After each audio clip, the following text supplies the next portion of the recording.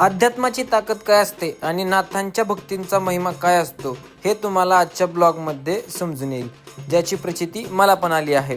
यासाठी व्हिडिओ शेवटपर्यंत बघा। तर आज आपण जातोय अक्षताताई चौखंडे यांच्या घरी त्यांच्या लहान चिमुकल्याचं शूट करण्यासाठी।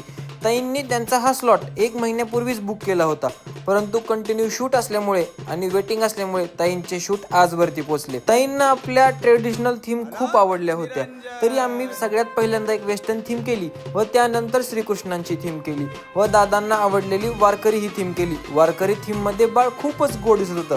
त्यानंतर मग शेवटी जय मल्हार थीम केली व फोटो सिलेक्शन करून आजचं शूट संपवलं। ताईंनी पण आमचा खूप चांगल्या प्रकारे पाहुणचार केला व दादांनी मला व माझ्या संपूर्ण टीम मेंबर्सना एक आठवणरूपी भेट पण दिली। त्याबद्दल दादांचे व ताईंचे मनापासून धन्यवाद। आणि सगळ्यात महत्त्वाची गोष्ट जी तुम्हाला आवर्जून सांगायची आहे, आपण 2 दिवसापूर्वीच नाथांची थीम लॉन्च केली व त्या थीमला अल्पावधीतच खूप लोकप्रियता मिळाली। या अगोदर देखील सासवडवरून पुण्याला खूप वेळा गेलो, परंतु भोप गावामध्ये श्री कानिफनाथांचं मंदिर आहे हे आम्हाला त्या दिवशी समजलं। आम्ही नाथांची थीम केली काय, जाताना कानिफनाथ गडावर गेलो काय आणि आमचं सुंदर दर्शन झालं काय। खरंच नाथांची महिमा अपार आहे।